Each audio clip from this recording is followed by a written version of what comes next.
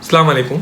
Doctor Danish real focus के साथ हाजिर है। आज वज़ीर-ए-आज़म का एक बयान मेरे सामने से गुजरा, वीलॉग करने का मैंने कहा वीलॉग करता हूँ, बताऊँ वज़ीर-ए-आज़म साहब, मुल्क के हमारे वज़ीर-ए-आज़म में बड़ा फेस है। तो उन्होंने कहा है कि जी पाकिस्तान में क़ानून की अमलदारी नहीं है और क़ानून की अमलदारी जो है वो नहीं है, इसके लिए माफियाज जो हैं वो कब्ज़ा कर रहे हैं हर जगह पे। तो पहले तो मेरा सवाल ये है कि आपको वोट तो इसी बुनियाद पे दिया गया था ना। आप अपनी वीडियोस निकाल के दें, क्या मैं वो चला दूं? सारे लोग जानते हैं कि आपने ये कहा था कि जी 90 दिन के अंदर करप्शन ख़त्म हो जाएगी, बल्कि 9 दिन के अंदर आपने कहा करप्शन ख़त्म हो जाएगी बड़ी।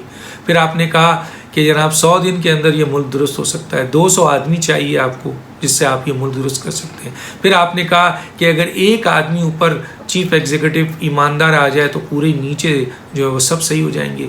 नवाज़ शरीफ तो बहुत बड़ा डाकू था, आसिफ अली जरदारी बहुत बड़ा डाकू था, इससे पहले तो सारे डाकू आए थे क्योंकि ऊपर बैठे हुए डाकू तो नीचे चोरी हो रही थी। लेकिन आज तो आप बैठे हुए हैं, ईमानदार हैं, इंसाफ पसंद हैं, कानून और आइन की बात करते हैं, बालादस्ती की बात करते हैं, चीफ एग्जीक्यूटिव बैठे हैं, फिर भी आप रो रहे हैं कि करप्शन जो है वो हो रही है और माफियाज है और कानून की अमल। लेकिन आपने तो कहा था कि मैं 9 दिन के अंदर करप्शन 90 दिन के अंदर ख़त्म कर दूंगा। तो आज तो 3 साल हो गया। पहला सवाल तो हमारा यही उठता है ना आपसे। फिर आइए कि आइन तोड़ता कौन है? आइन तोड़ने वाले तो आप खुद हैं। कैसे? अभी बताते हैं। आपकी आइन तोड़ने वाले और हलफ की पासदारी और आइन की धज्जियां बिखेरने वाले आपकी कैबिनेट है, आपके लोग हैं, आपके रिश्तेदार हैं। आप जिस अवाम को कह रहे हैं वो अवाम तो बेचारी कानून के हाथों पिसी जाती है। किसी की इतनी जुर्रत है कि वो कानून से बालातर होकर कोई काम करे? एक बेचारा रिक्शे वाला जब जाता है या स्कूटर पे कोई आदमी जाता है, रात के वक्त उसकी लाइट अगर ख़राब हो जाती है, पुलिस फ़ौरन पकड़ती है और उससे जुर्माना कर देती है। कोई अगर सिग्नल तोड़ दे तो उसकी फ़ौरन खिंचाई हो जाती है। कोई रॉन्ग रोड पे आ जाए तो उसको पकड़ लेते हैं। आए दिन आप देख रहे हैं कि ऐसे लोगों को पकड़ा जाता है और उनकी चालान होता है। फिर कानून इस पे कि जनाब अली ये जो लोग ख़रीदने जाते हैं उस पर टैक्स देते हैं, जो कानून नाफिज किया गया उसके लिहाज से जितने टैक्स हैं, एक खाने के ऊपर माचिस की तीली लेते हैं उसके ऊपर भी टैक्स देते हैं। वो पानी का नलका नहीं उनके यहाँ निकल रहा है उसका भी टैक्स देते हैं। बिजली जो है वो नहीं आ रही है उसका भी वो पैसे देते हैं। तो वो तो हर जगह बेचारे पैसे देते हैं, बल्कि वो तो रिश्वत भी देते हैं, इतना पैसा देते हैं। तो सवाल ये पैदा होता है कानून किसे बता रहे हैं हमें? पहले तो आइए, सबसे पहले तो आपको देखना चाहिए ना कि कानून जो कि आपके इख्तियार में है, सारे कानून है, चाहे वो PLD है, चाहे वो और कोई दूसरे कानून है, वो आपके इंतज़ामी सारे इदारे कानून नाफिज करने वाले तो आप हैं। चाहे वो नैब हो, चाहे वो FIA हो, चाहे वो पुलिस हो, चाहे वो एंटी करप्शन हो, चाहे वो रेंजर्स हो, चाहे वो फ़ौज हो, ये सारे इदारे तो आपके नीचे आते हैं। और आप कहते भी हैं मैं चीफ एग्जीक्यूटिव हूँ, मेरी बात मानी जाएगी। तो अगर ये इदारे आपकी बात नहीं मान रहे हैं और ये कानून की इम्प्लीमेंट नहीं कर रहे हैं तो आप इनकी धज्जियाँ बिखेरें, इनको गिरफ्तार करें, इनको पकड़ें। लेकिन सवाल ये पैदा होता है जब इन माफियाज को जिसकी बात आप करते हैं वो तो आपकी कैबिनेट में बैठे होते हैं। वो बेचारे आरिफ नकवी साहब जिसके बारे में माफियाज कहा जाता है वो तो हर कैबिनेट में आपके थे। 67 आपके बिलियन रुपएस जो है वो आपको उन्होंने मिलियन आपके जो पैसे थे उन्होंने 67 अरब रुपए आपको दिए। कहा जाता है, लोग कहते हैं, उनके रिश्तेदार कहते हैं। लेकिन क्या हुआ? वो आपकी कैबिनेट में तो बैठते थे। एक है आप जिसको अपोजिशन में पाकिस्तान के बड़े माफियाज में कहा जाता है, वो आप PM हाउस से उसको नीचे तक छोड़ने जाते हैं। गाड़ी में वो बैठते हैं, आप उनको अलविदा कहते हैं। क्या पता आपके इर्द गिर्द PM हाउस में जो लोग बैठे हुए हैं, बड़े बड़े माफियाज आपकी कैबिनेट में बैठे हुए हैं, आपको नहीं पता ये सारे लोग हैं। तो सवाल ये पैदा होता है कि किन माफियाज की बात कर रहे हैं? जिसको आप पाकिस्तान का सबसे बड़ा डाकू कहते थे वो भी आपकी हुकूमत का हिस्सा है।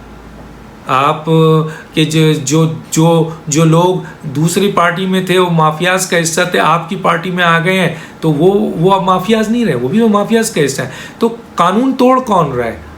आइन और हलफ की पासदारी की बात करता कौन है? बेटा आम पाकिस्तानी तो आइन और कानून की जो है वो भाषण सुनते हैं आप लोगों से। आप जिसको देखें जो बड़े ओहदेदार हैं आप लोग हैं वो तो आइन और कानून के भाषण देते हैं पूरी पाकिस्तानी कौम को। वो पाकिस्तानी कौम तो कानून और आइन के ऊपर चल रहे हैं, लेकिन आइन को तोड़ता कौन है? इस मुल्क का वज़ीर आज़म, इस मुल्क के मिनिस्टर्स, इस मुल्क के बड़े बड़े ओहदेदार आइन की धज्जियाँ उड़ा रहे हैं, कानून की धज्जियाँ उड़ा रहे हैं। बड़े बड़े खुद आपके अदालतें कहती हैं कि हमारे अदालती फैसले जो हैं दबाव में हैं। खुद आपके लोग कहते हैं कि हमें फला इदारे का दबाव है। खुद आपके लोग ये कहते हैं कि जनाब जब वज़ीर आज़म खुद करप्शन में इन्वॉल्व होगा तो भी नीचे वालों को कैसे पकड़ सकेगा। अब आप कहेंगे मुझ पे इल्ज़ाम लगा रहे हो, मैं नहीं लगा रहा, आपके केसेस हैं, आप खोलिए ना, आप देखें जनाब फॉरेन फंडिंग केस पे खरबों रुपए की करप्शन आप पर आती है, इक़दार पे आप पर करप्शन बहुत बड़े करप्शन आती है, और बहुत सारे केसेस हैं, आपके मिनिस्टरों पे करप्शन आती है। मैं नाम पढ़ देता हूँ उन केसेस का, क्या हुआ उनका बताएं ना, आपके साथ है सारे के सारे। आप ये देखें मालम जब्बा आपका केस है, उस पर आप कानून नहीं चलने देते और मेरिट पे उसको चलने नहीं देते। BRT है जिसको मेरिट पे आप चलने नहीं देते। रिंग रोड है जिसके ऊपर 400 अरब रुपए की करप्शन होती है, आप उसको कानूनी तौर पर चलने नहीं देते। अच्छा, जंगलात जो लीज़ कराया गया PM हाउस से और आपके बहुत अजीज़ तरीन लोगों ने कराया है जिसमें करप्शन है, आप उसको चलने नहीं देते। और जो रोकता है बेचारा रेवेन्यू का कमिश्नर या कमिश्नर पिंडी, उसको OSD बना दिया जाता है। तो 600 इलीगल सोसाइटीज़ का केस आप लोगों के ऊपर है, आप भी उसमें इन्वॉल्व हैं, तो आप उसको फैसला होने नहीं देते। उसके बाद नया पाकिस्तान प्रोजेक्ट है, उसके ऊपर करप्शन के इल्ज़ाम है, वो उसको चलने नहीं देते। एहसास प्रोग्राम है, उस पर भी करप्शन का इल्ज़ाम है, लेकिन आप उसकी इन्वेस्टिगेशन नहीं कराते। उसके बाद आटा करप्शन जिसकी इंक्वायरी भी हुई, साबित भी हुआ, आपने क्या किया। चीनी इंक्वायरी हुई, साबित हुआ, आपने क्या किया। सब कुछ आपके आप पे इम्प्लीमेंट करना था ना, आपने उनको गिरफ्तार करवाना था ना। तो अदालत में जाते हुए एक अलग बात थी, लेकिन अब तो इंक्वायरी होने के बाद आपके टेबल पर पड़े पड़े नीचे चली गई, अब तो डस्टबिन में फेंक दिया गया। क्या हुआ इन आटा चोरों, चीनी मेडिसिन की चोरी पे क्या किया आपने उस शख्स के साथ, उसको तो आपने जनरल सेक्रेटरी बना दिया। तो आइन की और कानून की धज्जियाँ कौन बिखेर रहा है। उसके बाद आ जाइए जनाब मेडिसिन, जैसे मैंने कहा, फिर कोरोना मेडिसिन के ऊपर जो बहुत बड़ी करप्शन हुई है उसका क्या किया। उसमें तो आर्म फोर्स के भी एक शाप का नाम आ रहा है। वैक्सीन जो आपके जिसमें 12 खरब की करप्शन है, उसमें आप बहुत अहम तरीन लोगों का नाम हो रहा है। करें ना, आप करें, एक्शन लेना, क्यों नहीं लेते हैं। कानून तो आपके पास है, इख्तियारात आपके पास है, इदारे आपके पास है, इजाज़त अल्लाह ताला ने आइन और कानून के ज़रिए आपको दी है, तो फिर होता क्यों नहीं है ये, इनके ऊपर एक्शन क्यों नहीं होता। फिर LNG की करप्शन है, उस पर आपने क्या एक्शन लिया। फिर पेट्रोलियम की करप्शन है, उस पर आपने क्या लिया। फिर बड़ी गाड़ियों की करप्शन है, उस पर आपने क्या लिया। फिर करतारपुर की करप्शन है, उस पर आपने क्या किया। फिर झेलम गुरुद्वारे के ऊपर जो करप्शन है वो उसको कानून के शिकंजे पे क्यों नहीं लाया आप। फिर रेलवे में जो करप्शन है उस पर क्यों नहीं किया, क्योंकि आप चीफ एग्जीक्यूटिव हैं, ये सारे आपके अंडर में आते हैं, ये इनके ऊपर एक्शन होना चाहिए था, ये सबको सज़ा हो जाती। फिर उसके बाद मवासलात में आपके मुराद सईद बेहतरीन आपके चाहिए थे, जिनको आपने स्टेट मिनिस्टर से सिर्फ 6 महीने के अंदर जो है वो फेडरल मिनिस्टर बना दिया। 6 महीने भी नहीं, 3 महीने के अंदर। ये वाहिद एक शख्स था जिसको 3 महीने के अंदर आपने फेडरल मिनिस्टर बनाया, और 1 साल के बाद दूसरे मिनिस्ट्री में कारकर्दगी देख रहे हैं आप। तो इनकी 3 महीने में ऐसी कौन सी कारकर्दगी थी जिसकी बुनियाद पर आपने जज किया और इनको फेडरल मिनिस्टर बना दिया। क्या किया। 7 अरब इंटरनेशनल ट्रांसपेरेंसी इंटरनेशनल, क्या हुआ इनका, आपने एक्शन लिया है, कुछ किया। डैम फंड्स के ऊपर 13 अरब रुपए कहाँ गए, उनके ऊपर एक्शन लिया आपने। इसी तरह इक़दार के ऊपर आप पे एलिगेशन है कि उसके CEO ने आपको पैसा दिया है, उस प्रोजेक्ट का पैसा।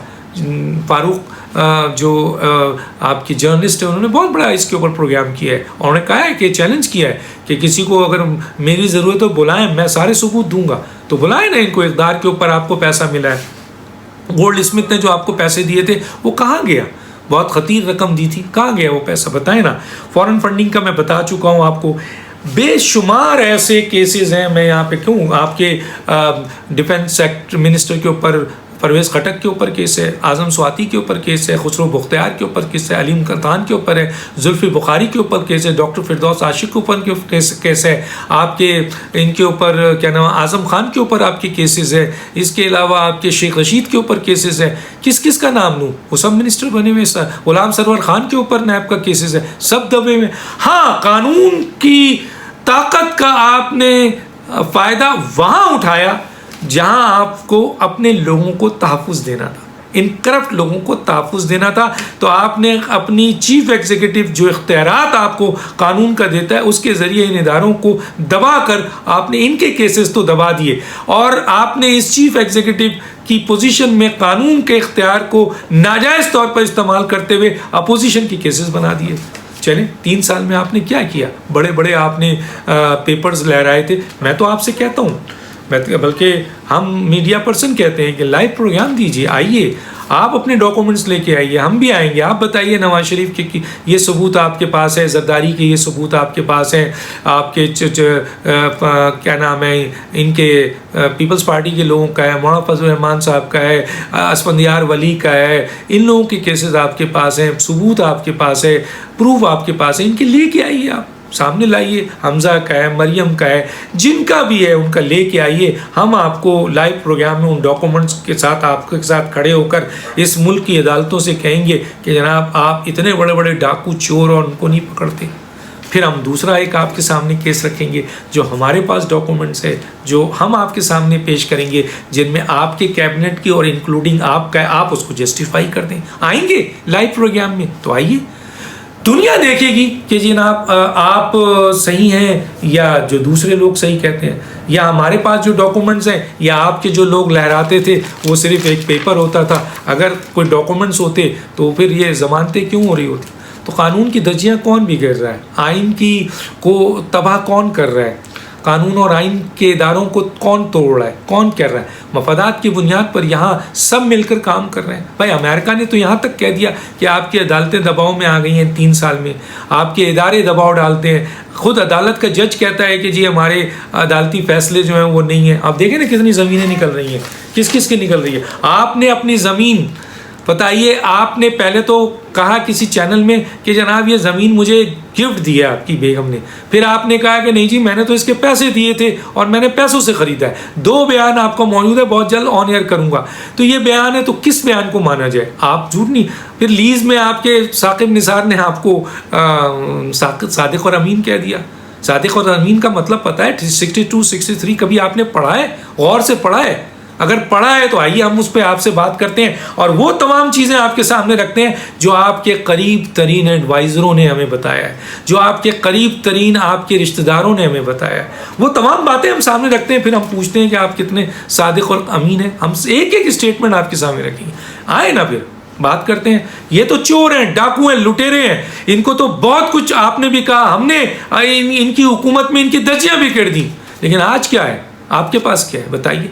आपके ऊपर जो एलिगेशन है, कानून की बात आप करते हैं, कानून तोड़ते आप हैं, आपके लोग तोड़ते हैं, आपके सारे के सारे मिनिस्टर तोड़ रहे हैं, आपके ये तोड़ रहे हैं। मीडिया के साथ आप धांव धमकी, सिर्फ चंद मफादात हैं, इसके ऊपर ये मफादात का गेम खेला जा रहा है जो एक्सपोज हो रहे हैं पूरी दुनिया में। देखें अदालतें एक्सपोज नहीं हुई, कैसी कैसे एक्सपोज हो रही हैं। क्या दुनिया में नहीं देख रहे हैं लोग? दुनिया आप पर एतबार नहीं करती है, कोई आपको सीरियस नहीं लेता। यहाँ छापड़ वाला, भिंडी वाला, सब्जी वाला, गोश्त वाला, मोची, आप आए ना नीचे इनसे मिलें और इनसे कहें कि क्या आपको मेरी ज़बान पे एतबार है, स्टेटमेंट पे एतबार है? ये जो मैंने कहा कि कानून जो है वो नहीं है इसलिए माफियाज हैं, तो वो कहेंगे कि हमें आप पर बिल्कुल एतबार नहीं है क्योंकि आपके जो बड़े बड़े दावे थे वो कहाँ हैं? 90 दिन में करप्शन ख़त्म कर देंगे और ये छोटी सी कैबिनेट रखेंगे और पता नहीं क्या कुछ आपने कहा है। वो सब सवालात आपसे करेंगे, जवाब दीजिएगा फिर आपको।